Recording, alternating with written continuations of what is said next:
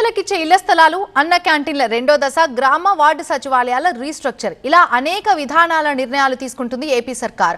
అటు సూపర్ 6 లో మిగతా హామీల అమలుకు సిద్ధం కావాలని అధికారులను ఆదేశించారు సీఎం చంద్రబాబు. వచ్చే ఆర్థిక సంవత్సరం ఫస్ట్ హాఫ్ లోనే కొన్ని పథకాల్ని పట్టాలెక్కించేలా ఎక్సర్సైజ్ షురూ చేస్తున్నారు. కొత్తగా 62 నియోజకవర్గాల్లో అన్న క్యాంటీన్లు, తోటపల్లి బ్యారేజ్ పై హైడ్రో ప్రాజెక్టులకు గ్రీన్ సిగ్నల్, కృష్ణా బ్యారేజ్ కుడివైపు రిటైనింగ్ వాల్ కు అనుమతి, నిషేధిత జాబితా నుంచి తొలగించిన భూములపై కమిటీ, పేదలందరికీ ఇళ్ల కేటాయింపుకు అనుమతి, గ్రామ వార్డు సచివాలయాల హేతుబద్ధీకరణకు ఆమోదం. సీఎం చంద్రబాబు అధ్యక్షతన సచివాలయం బ్లాక్ 1 లో ఏపీ కేబినెట్ సమావేశమైంది. పోలవరం, అమరావతి, విశాఖ స్టీల్ ప్లాంట్ సహా అనేక అంశాలపై సుదీర్ఘంగా చర్చించారు. ఆర్థిక వనరుల అభివృద్ధిపై గంట పాటు పవర్ పాయింట్ ప్రెజెంటేషన్ ఇచ్చారు సీఎం. పాలన కొత్త పుంతలు తొక్కేలా 14 అంశాలకు సంబంధించి కీలక నిర్ణయాలు తీసుకుంది ఏపీ మంత్రిమండలి. ఖరీఫ్ ధాన్యం సేకరణ కోసం 700 కోట్ల రుణం తీసుకోవడానికి మార్క్ఫెడ్ కు అనుమతినిస్తూ కేబినెట్ తీర్మానించింది. ఫెరోలైజ్ కంపెనీలకు గతంలో ఇచ్చిన విద్యుత్ సబ్సిడీ టారిఫ్లు మరో 6 నెలలు పొడిగించింది. నాగావళి నదిపై తోటపల్లి బ్యారేజ్ దగ్గర, కుడి ఎడమ కాలువల దగ్గర హైడ్రో ప్రాజెక్టుల నిర్మాణానికి కేబినెట్ గ్రీన్ సిగ్నల్ ఇచ్చింది. కృష్ణా బ్యారేజీ కుడివైపు 294 కోట్ల రూపాయల నిధులతో రిటైనింగ్ వాల్ నిర్మాణానికి అనుమతినిచ్చింది. కొత్తగా మరో 62 నియోజకవర్గాల్లో 63 అన్నా క్యాంటీన్లు ఏర్పాటు చేయాలని మంత్రివర్గం నిర్ణయించింది.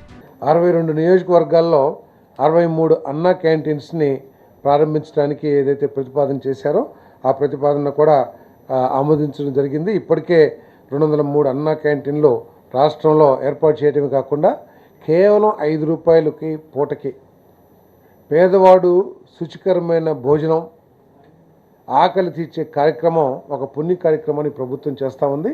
మిగతా ఎక్కడైతే లేవో ఆ నియోజకవర్గాల్లో కూడా ఈ కార్యక్రమం చేయబోతుందని చెప్పేసి మనం చేస్తా ఉన్నాం. నిషేధిత జాబితా నుంచి అక్రమంగా తొలగించిన భూములపై తుది నిర్ణయం కోసం సబ్ కమిటీ ఏర్పాటు చేయాలని మరో తీర్మానం చేశారు. వైసీపీ హయాంలో దాదాపు 7 లక్షల ఎకరాలు నిషేధిత జాబితా నుంచి తొలగించారని గుర్తించారు. వాటిని ఏం చేయాలన్న అంశంపై ప్రభుత్వానికి మంత్రుల కమిటీ నివేదిక ఇవ్వనుంది. వచ్చే కేబినెట్ భేటీలోపు దీనిపై నివేదిక ఇవ్వాలని సీఎం చంద్రబాబు ఆదేశించారు. పేదలందరికీ ఇళ్లు కేటాయించాలన్న అంశంపై కేబినెట్ కొన్ని కీలక నిర్ణయాలు తీసుకుంది. గ్రామీణ ప్రాంతాల్లో 3 సెంట్లు, పట్టణాల్లో 2 సెంట్ల స్థలం ఇచ్చేందుకు ప్రతిపాదనల్ని సిద్ధం చేయాలని ఆదేశించారు సీఎం చంద్రబాబు. లబ్ధిదారుల అర్హతల్ని కూడా ఖరారు చేసింది కేబినెట్. ఇంతకు ముందు ఎప్పుడూ కూడా ఏ గవర్నమెంట్ ద్వారా కూడా హౌసింగ్ స్కీమ్లో లోన్ పొంది ఉండకూడదు. అదేవిధంగా వీళ్ళందరూ కూడా అప్లికెంట్స్ అందరూ కూడా బీపీఎల్ ఫ్యామిలీగా ఉండాలి. అంతేకాకుండా వాళ్ళకు కంపల్సరీగా ఆధార్ కార్డు ఉండాల్సిన అవసరం ఉంది. మెట్ట ప్రాంతం 5 ఎకరాలకు మించి ఉండకూడదు, మాగాణి ప్రాంతం 2.5 ఎకరాలకు మించి ఉండకూడదని చెప్పేసి నేను మనవి చేస్తా ఉన్నాను. ప్రభుత్వ స్థలాల ఆక్రమణల క్రమబద్ధీకరణపై అధ్యయనానికి కేబినెట్ ఓకే చెప్పింది.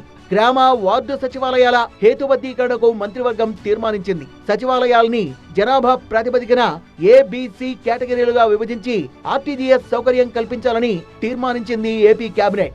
ప్రభుత్వం సాంకేతికంగా అనేక విధానాలని అమల్లోకి తీసుకొస్తూ ఉంది. డ్రోన్ కానివ్వండి, లేదా ఆర్టిఫిషియల్ ఇంటెలిజెన్స్ కానివ్వండి, లేదా ఐఓటీ కానివ్వండి, ఇవన్నిటిని కూడా ఏంటంటే క్వాలిఫికేషన్, ఈ వార్డ్ సచివాలయం ఈ స్టాఫ్ అందరూ కూడా చాలామంది హైలీ క్వాలిఫైడ్ పర్సనల్స్ ఉన్నారు. వాళ్ళ క్వాలిఫికేషన్ బట్టి వాళ్ళని ఈ 3 కేటగిరీలుగా విభజించడం జరిగిందని చెప్పేసి మనం చేస్తాము.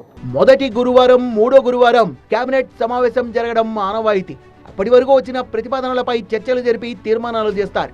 ఆ కోవలో జరిగిన భేటీనే అయినప్పటికీ కీలక అంశాలపై చర్చించింది కేబినెట్. విశాఖ స్టీల్ ఫ్యాక్టరీకి కేంద్రం ప్రకటించిన రివైవల్ ప్యాకేజీని ప్రకటించిన సీఎం చంద్రబాబు శనివారం అమరావతికి రానున్న హోంమంత్రి అమిత్ షాకు కృతజ్ఞతలు తెలపాలని నిర్ణయించారు.